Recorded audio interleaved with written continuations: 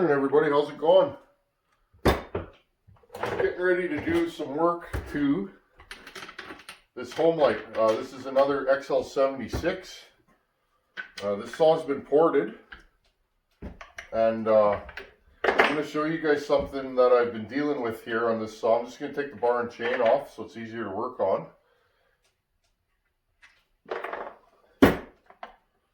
This saw's running good. This is another one that I've ported. Take the outer plate off here. And I'll show you guys what we're doing here today. Just a little more of an informational video. I'm just going to hang this up. I'll put this under here for now. I'm just going to pause it here and blow this saw out. Okay, I blew the saw out. Just going to throw all these parts. I've been using these parts bins. They clip onto the wall. I'm going to build a shelving unit, and I can just, as I disassemble parts off saws, I can click it onto the wall. Kind of like that. I'm always looking for new ways to gather parts, because you know, you take saws apart and it's not always the case where you rip them apart and put them back together right away. So I've been trying this system, and it seems to be working good. So okay, what are we doing today? I have a 58cc XL76 that I ported. I changed the carburetor. There's no throttle stop on this carburetor, so this saw is having a hard time idling. So what we're going to do, we're going to rip this carb off, and I'm going to make a throttle stop for this saw so that we can turn a screwdriver and adjust the idle. Well, the way it is now, I'll zoom you guys in. I'm bending the tab on this carb to stop it. I'm going to bring you guys closer and you guys can see what's going on. Okay, here's the throttle shaft. There's no stop on this carb. I have no clue what this carb's off of. Probably a Husqvarna of some sort. Well, what I did is I bent this tab so that at least the saw will idle more or less. The problem is bending a tab is a terrible way to do it. And I have this saw to the point where it's pretty much done. It's runnable. Yeah, I use socks as rags. I get this saw is runnable, but I'm having a hard time keeping the tune the way I want it because this thing's idling too low, and if I bend the tab more, it's too high. So what can we do to fix that? I want to show you guys. This is just good old-fashioned hot rodding stuff. Grab my wrench here. I got a wrench and a screwdriver. I'm going to zoom you guys out. I'll show you right now how we take this carb off. One screw here for the hold down. I'm going to back you guys out so you can see a little bit better. Okay, that should work a little bit better. I figure it's not a video if you guys can't see what I'm doing, right?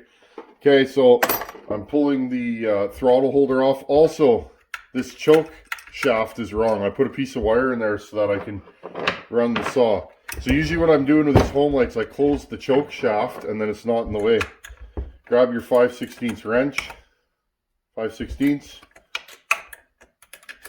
and pull this out. Had to make a fire in here this morning there. She's cold out.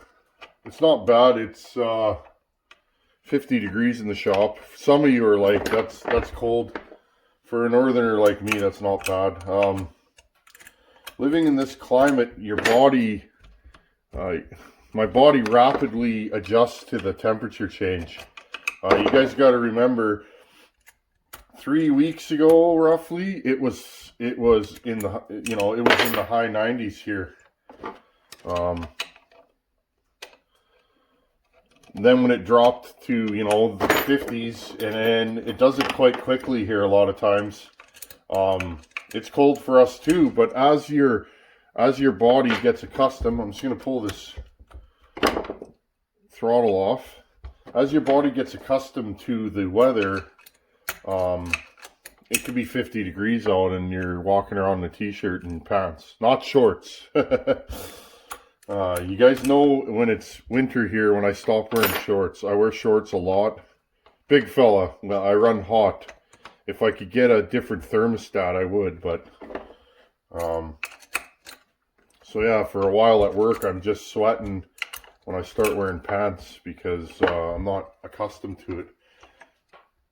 Just pulling this off, I'll crack the fuel cap. The other thing, this fuel line's leaking, so I was having trouble getting this thing to idle the other day, and this carb box was actually full of fuel.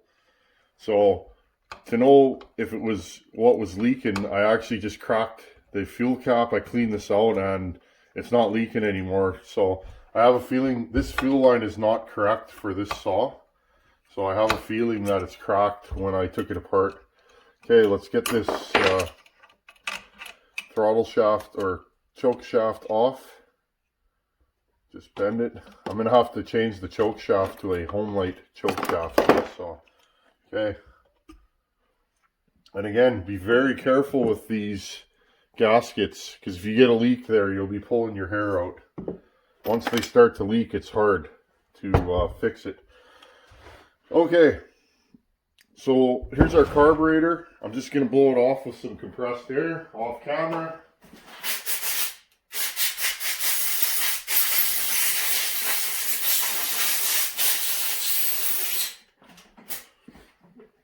Okay, here's our carburetor.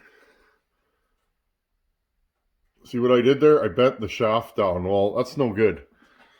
So I'm going to bring you guys back in here. I want you guys to see what I'm doing. So I have this carburetor here. I'm going to grab a pair of pliers. Here, these ones will do.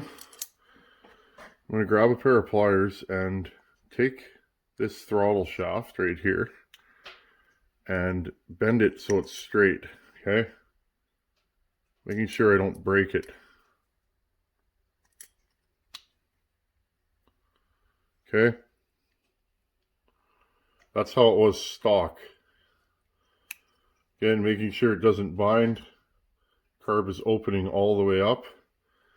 Now, the question is can I drill and tap a hole in here on an angle? Actually, I might actually have to bend this back more. Can I drill and tap a hole in here and have it hit the carburetor? I'm not sure at this point, guys. This might be a futile effort. I have another plan, but I'm going to try this, and if it works, basically the hole is going to be drilled and tapped on an angle, and when you screw it in, it will slightly open the throttle shaft. I'm not sure. And looking at this might actually, I'm going to hold this back up here. This might actually hit. No, it'll be fine. Okay, so what I'm going to do, I'm going to drill and tap a hole close to the edge, but not too far over, and it's going to run on an angle, and hopefully it's going to catch the corner of the carburetor. It may not, and if it doesn't, we'll figure that out. We can figure something out. The other idea I had was I can drill a hole in the side and it will catch here on the carburetor linkage, and as you screw it in, I can taper it on my lathe, and the tapered part will push this down as you screw it in. But that's a lot of messing around. So I thought about this for the last week, trying to decide what I wanted to do. As soon as we get this all done, we're going to run this saw on video, and you guys can see what I did to it. It rips pretty good. So, okay, I'm gonna pull this shaft out. I'll do it right here on video for you guys, so you guys can see how this all works. Here's the end of the shaft. There's a retainer here with a screw. I'm gonna zoom you guys in here a little bit. There you go. Shaft here with a screw. Okay. Pull this out. Hands are a little shaky this morning. Must be the temperature. Fingers healing, guys. You guys asked me what I did. I caught it in a Sawzall. You can see the purples come out. Little bit of nerve damage. No biggie. Sawzalls kick back, and in my line of work we do a lot of plunge cutting. You're always careful, but I mean, a 15 amp Sawzall, 13 amp to 15 amp Sawzall makes a lot of power, and there's, okay, drop the screw on the floor. Give me a second here. Screw landed right in my boot. How about that? Okay, you pull the screw out. Sorry, there's your shaft, or there's your butterfly. Okay, pull that out. Now, there is a retainer here. See that little retainer? Pull this out. Out comes your throttle shaft, just like that. Okay, guys. Now, what I'm going to do is I'm going to drill and tap as close as I can to the edge without. Sorry, right here. As close as I can to the edge. I want to make this as strong as possible, but keep the integrity here, because remember, this is going to constantly be hitting. So what I'm going to do, I'm going to drill and tap this, and then we'll see if it works. I'll be right back. Okay, I got the throttle shaft here mounted, and take out my Starrett punch set, grab a small punch, and with any luck, we'll get this dead center. I don't want this too far to the edge.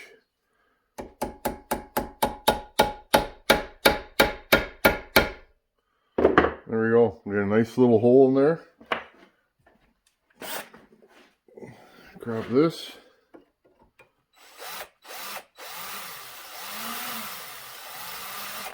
This linkage is soft like butter. And again, careful if you're putting this shaft in your vise, gently. Sorry if my hand's in the way.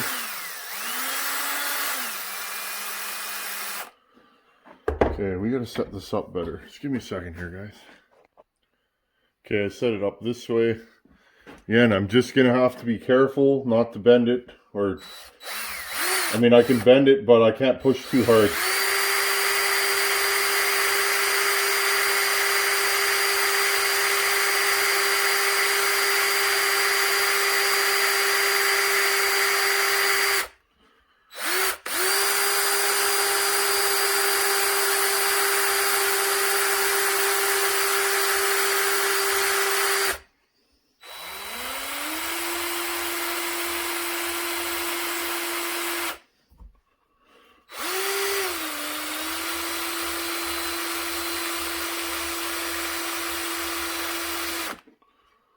I'm being so careful, guys.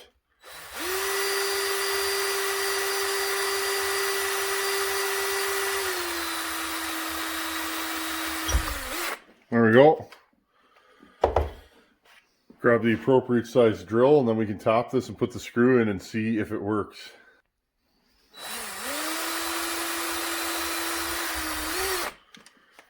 There we go. I think I'm gonna have to go one size bigger. Yeah. Okay. One more size up. Again, we're not in a hurry. We're relaxed. Stuff like this, you got to be careful.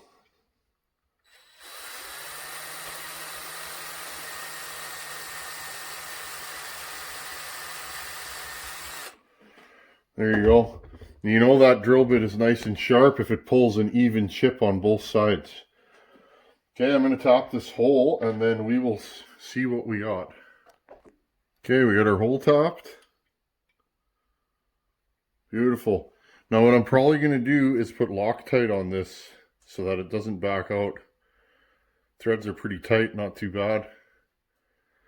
And we'll do it that way. Just give me a second here, guys.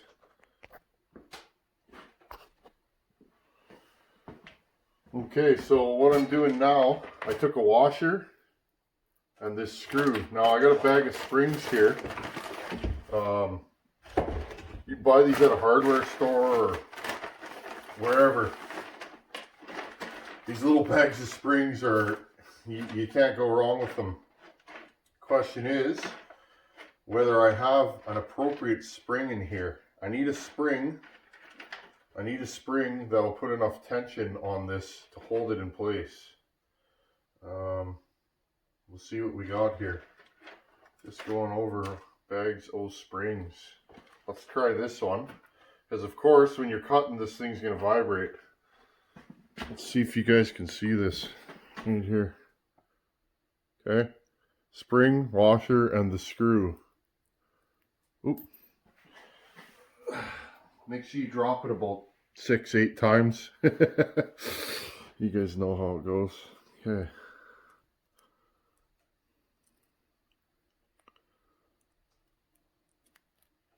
I want good tension on this.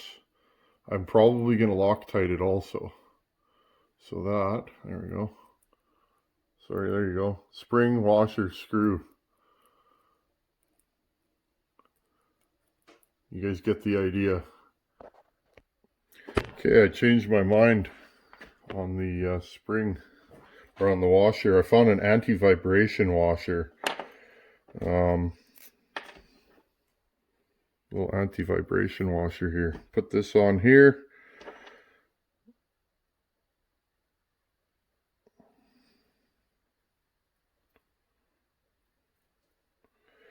Okay, well, let's see if the spring has enough tension. I'm going to have to grind a flat on here so that if you're running this saw and you want to adjust it, you can do it with a flat screwdriver. I'm not sure if I'm liking this, but we'll see what we'll see.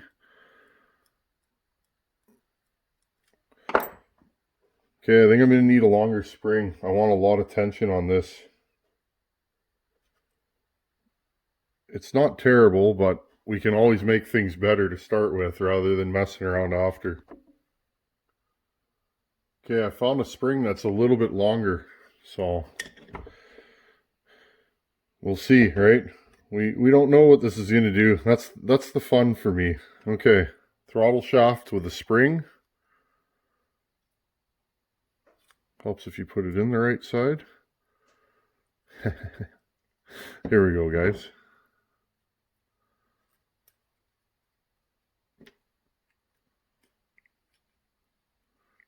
Right, so that is going to hit. Now, what we need to do is unscrew this, and we'll pre-tension the spring. So I'm going to take this whole assembly apart. We will pre-tension the spring. All right, because you want it to close. When you pull this open, you want it to go back, which this does quite nicely, okay? If you need a little more tension on it, you can actually wrap it around. Okay, so usually what I do is I'll put the keeper, see if you guys can see that. I'll put this keeper on the end of the shaft, spin it to where it goes, and then I'll let go. The spring tension of the shaft will hold it in place. Okay. Just give me a second. I'm going to button this thing back together and let's see if we have an idle screw. Okay, so you want to wind the shaft and the spring. Okay. Make sure there's tension on there. You want it to snap shut. And then you take this little screw. Make sure the screw is tight. Don't reef on it, but make sure, because if this screw comes loose, guess where it's going? Into the engine. I've never had it happen, but just a note. I'm going to fumble with this and put the screw in, and then we'll keep going here. Okay, now leave this loose so that the shaft will have a little bit of movement. Push it in with your back finger here, and then slide this around. This keeper here. Some of them have this keeper. There's all different kinds of Tinman carbs. This one has the keeper, so this is an HS series carb. I have no idea what it came off of. It was in the old carb bin, so just wanted to show you guys some other stuff, you know, things you're going to encounter if you want to. Now, make sure that your carb closes all the way, because if it hangs up, you're going to have a runaway saw. Not ideal. So You might have to fumble with it a little bit to get it just right centered.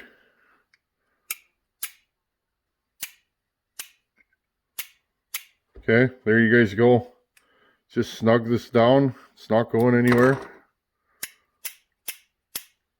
Okay, so we have a hole here in the throttle shaft, or in the stop. Here's a Homelite carb.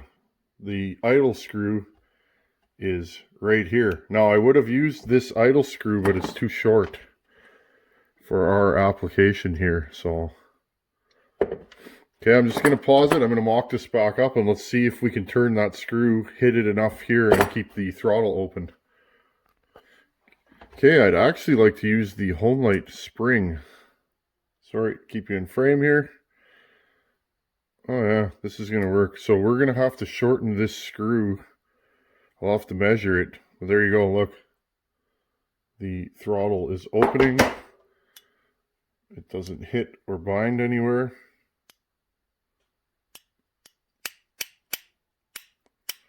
Now, hopefully we have enough clearance under the hood. I'm probably going to have to shorten up this screw a bit.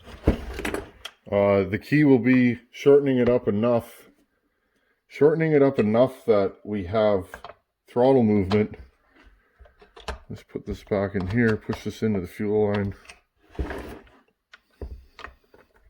Hold that with my thumb. Okay, so that's going to be our problem there. So what I'm going to do, I'm going to bend this out further and see it's just touching. Where's our hole here? Okay, right there is where it's going to be. Yeah, see, it's just touching the reed block, which is what I thought may occur. So, yeah, I think we can make this work. Give me a second here, guys. I'm going to do a little precision bending. Okay, guys, you can see the screw. I'll zoom you right in so you guys can see what's going on here. Here's your throttle shaft. I bent this linkage, made a screw for it, and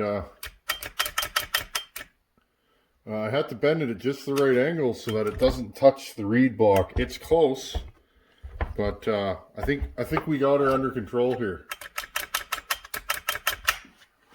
Now we got to do the choke shaft. Same thing as doing the throttle shaft.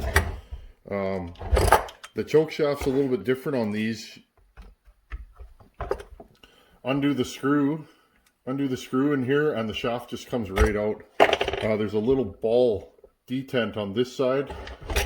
You can see that right there. There's actually a screw, or a spring and a ball in there, and that's actually what holds tension on this.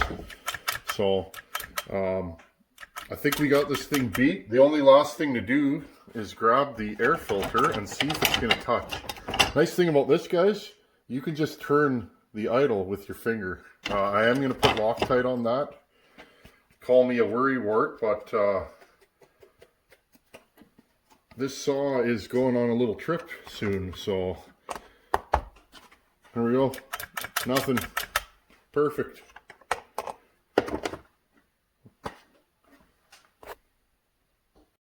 There you guys go. That's the finished product. I had to do a lot of work. You can see the fuel line's leaking pretty good. I got to deal with that next. You can see I had to adjust this just so and make the screw the right length and all that. I spent about an hour figuring out the angle so that this screw doesn't hit there. This works beautifully. I'm happy I went this route. There we go. Now this thing will actually idle. The way it was before, this saw just was not idling. So I had basically just bending this tab against there. It worked, but it's not ideal. So the other route I was going to go to is I was going to see if I could drill into the side of the carb, tap a hole, and make a bracket with a screw to screw it in that way. But I think this works just as well, and we'll leave it like that. Screw doesn't seem to be backing out because there's tension on it.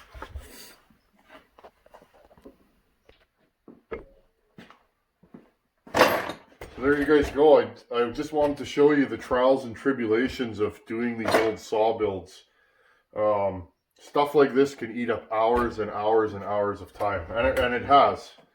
Now I know what to do and what not to do. So this carburetor is 3 different carbs, different linkages, springs, custom throttle stop. A lot of work to make one of these carbs fit here. So I just wanted to make you guys aware of what I'm doing and how I'm doing it. It would be much easier if we could just port these and have a stock carb on them. I'm going to dig into eliminating the governor and seeing if I can get those things to fuel properly. Maybe it's a question of jet sizing. I have a feeling those governed carbs, the jets are too small on them. We might have to drill them out. If I have to do that, I will, because there's only so many HS carburetors floating around. So, and the idea is to keep these builds reasonably priced. Or what's the point if if you're buying a $200 carburetor and porting and custom reeds, these could get really expensive. So this will work for now. We are going to send this solid for R&D and get feedback on the project. I will be running this saw shortly. I have a few more little things to tie up under the hood here, and we're going to call this saw finished. Anyhow, that's enough for today, and I wanted to show you guys what I'm doing and showing you guys kind of behind the scenes what goes on in these builds. Hope you enjoyed this video, and as always, thanks for watching. Take her easy.